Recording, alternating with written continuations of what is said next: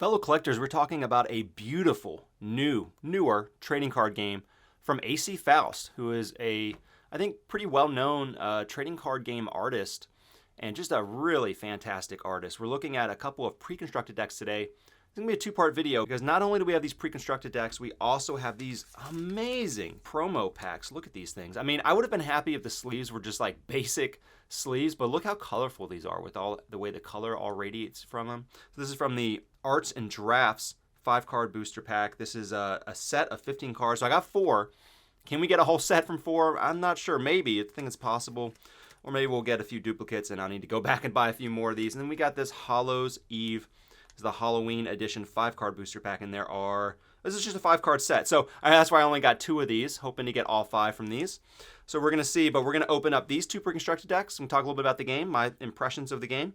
And then in another video, we're going to open these promo packs. There is some decent information on Splatterkins right now. You can go to their website. Look, check out these stickers that got thrown in here. These are pretty cool. So these are some of the characters and some art from the game by Acy Faust, the creator. They even have stationery. Check out this bookmark I bought. Gotta love that. And then looks like some kind of cool, like a little photo art. I'll have to like frame that or something. That'll be pretty cool for the studio.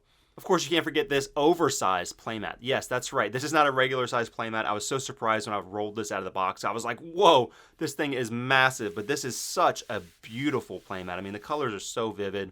Got some art here. This is the All Hallows Eve, the Hallows Eve edition playmat. It is just absolutely beautiful and just looks wonderful on my desk. I love working with this. You can follow this game on Instagram. I'll be putting links to the Instagram, the website, all those good things down in the description below the video. They have a YouTube channel as well. Now, this first pre-constructed deck is called Pure Heart.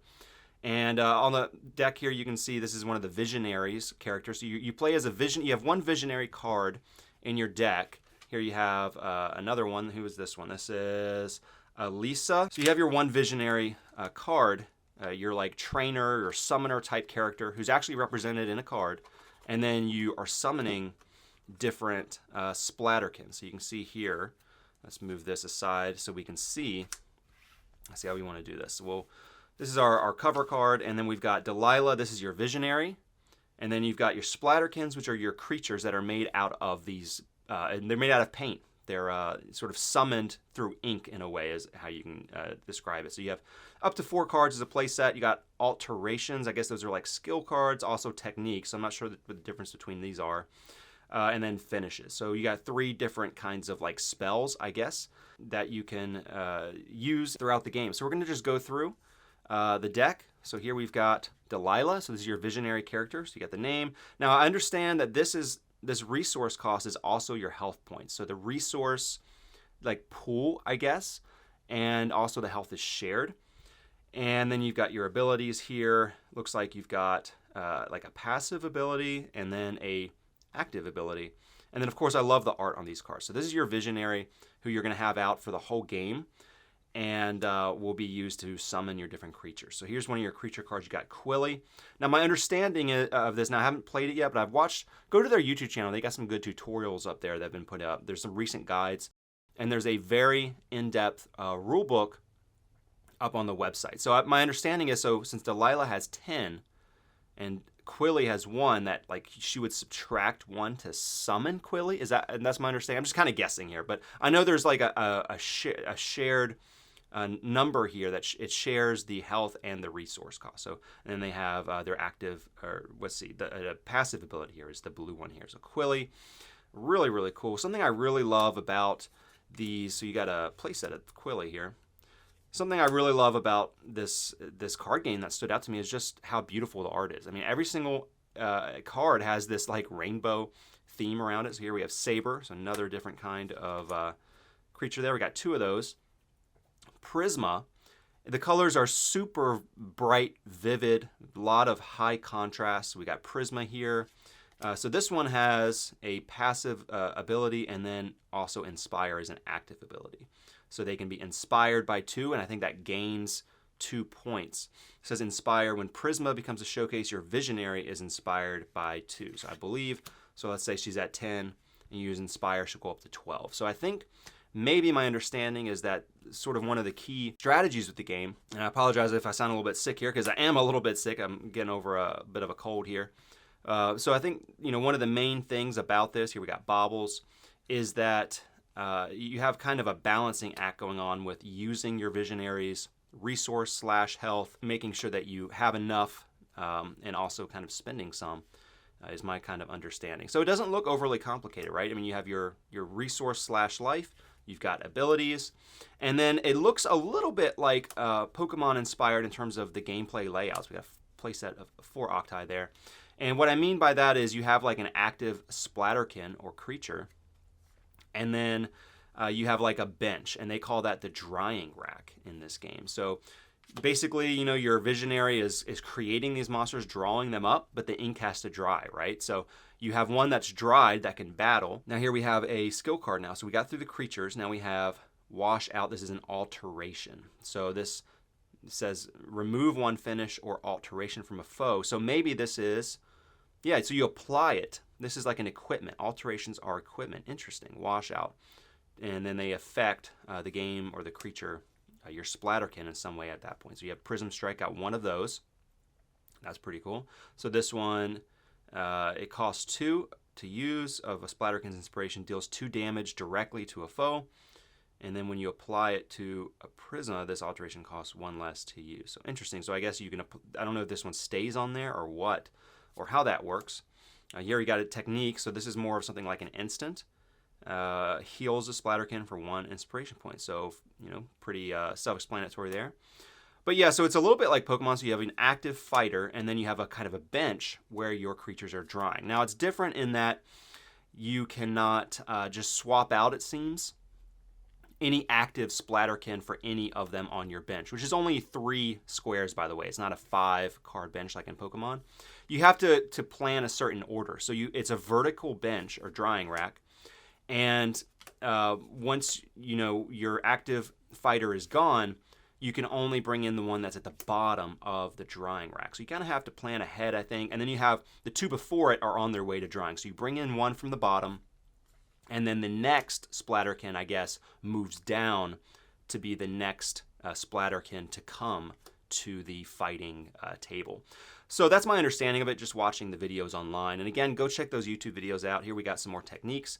So these are, not too complicated. You got, restoring your points back, dealing damage, kind of like shocking your opponent's points down. And then what you're trying to do is defeat 10 Splatterkins. So every time you defeat a Splatterkin, you get a point. I forget what they call it, like a paint drop, I think, something like that. And once you get 10, you win. So that's how that works. And now these are constants, and it says finish. So these are a type. Again, the techniques, the spells, again, look, if you look here, there are 3 different kind of like, you have your Visionary creature, and then you have 3 different kinds of other interactive cards. So these are your constants, finishes. These are techniques, I guess. I don't know which one of these they are. Oh, finishes. So this is a type of finish. And if you can go to the rules, and so that's the whole deck right there. And then they've got some, I guess, oh cool, I didn't know this was in here. They got these really helpful, all kinds of different like hint cards and things and rule cards. That's really cool. Oh, check that out. We got an art card. Whoa, awesome. With Acy Faust signature on it. That's so cool. And then here, let's just take a look at these. So you have your rules about, you can have 40 cards, how many of each kind of card, 1 Visionary, keyword, getting started, second round, battle phase, card types, swaps and upgrades, overpowering color rate. So that's like weaknesses and kind of the what's strong against what. So there's the layout. Check that out. So here's your showcase where you have your active people, your other kind of your alteration. That's cool. So that changes, it can add some complexity to the battle, and then your finishes. So I guess that's maybe an extra complication to how the battle round changes out. You got techniques down here. Looks like they're face down, and then you flip them up, kind of like trap cards. Your Visionary, and then you've got your drying rack. That's the bench I was talking about. So that's how that works. Track your paint drops. So you can use some dice in this. This did come with some dice. We had this one, and then we have some yellow ones as well. And then how to do a quick game. Really, really cool. So let's check out that second deck now. This is a game that I am interested in trying out and playing because it seems like it's really easy to kind of pick up and learn. And then it just looks beautiful. Like, you put out a nice playmat like this and then, put your cards down. There's so much color involved. Now, this one is a more of a tactical game, tactical deck. Check this out. We have Alyssa, and immediately you can tell that it's a kind of darker color theme throughout. That's really interesting, coming from that other deck just now. So she has Tragedy and Replenish. So your Visionary's particular powers will certainly affect certain things that are going on in the battle here. So we got Teehee, and we've got two of them. Dumpling, and immediately you can see how it's a little bit of a definitely darker cards here with a darker thing. That's very interesting. So that's cool. It adds some thematic variety, a little bit of contrast there. You have a playset of 4 of those between these two decks. So that's really cool. Yeah, go check these out. You can buy these starter decks up on their website, and they've got other things too. I told you they've got the promo packs. They've got some stationery, which is interesting. A beautiful, beautiful playmat. I hope this is a perfect game for if they want to do lots of different playmats. Of course, people love playmats. They love really very nice looking artistic playmats, and this is just going to definitely give them a lot of material to do that. It looks like, I guess, all of these cards are by Acy Faust too, right?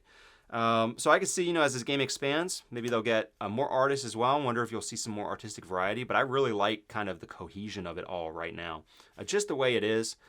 And what I know about this game in terms of their future, their next products, it was revealed. You definitely want to go over to their Instagram and get some of this information, because they revealed recently that they are going to be doing a combination of expandable card game and collectible trading card game. And I think that is so cool. And so what that means is, I don't know how they're going to be doing it. Like, let's say hypothetically, I guess, like if you have this Visionary and her particular theme of creatures and abilities, the sort of her playstyle, I think they're going to have sets built maybe around different Visionaries or themes. I'm not really sure. And then you can just buy the set and it comes with all the cards you need.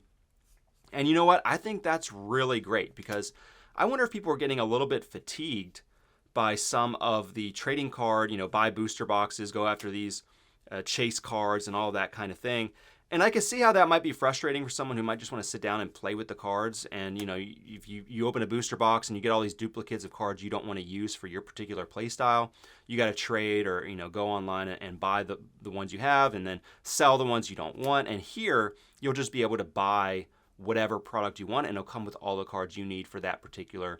I don't know that it'll come with, like, if they're doing expansion and you get every card in the expansion, or maybe they'll do it like where you buy sets around a certain theme or a particular Visionary. I don't know how they're going to do it, but I do know that they're going to try to incorporate some collectability in that as well, meaning maybe you have some parallel cards, maybe you have some chase cards in there, promo cards or some random variants for one set, and if you want to get more, maybe you have to buy more complete sets, and that's how that's going to work. So there's going to be a way where they're going to have some additional things going on to add to the collectability and make it so you're not just like buying the one set and being done. There's still going to be some interesting kinds of, I guess, parallels. I don't know how they're going to do that, alternate arts, that kind of thing, and maybe you're just going to have to go buy another set or something, or another deck to try to get another one of those variants, which I think is really cool. So here's another, we got an art card there. So those are our 2 pre-constructed decks. Let me know what you think about this expandable card game idea. I think that is really, really cool. And I'm excited to see it, because I think it's something different. I think people are getting tired of the usual trading card TCG thing. I don't know that they're going to do a Kickstarter or not. I don't know what their plans are for that. But it sounds to me like they want to do the expandable card game route. I wonder if they'll just do it straight from the website, and then just bring out as different sets come out. You can buy a whole set or mini set around a particular Visionary or theme, and I think that's great. I think that's going to be really, really cool.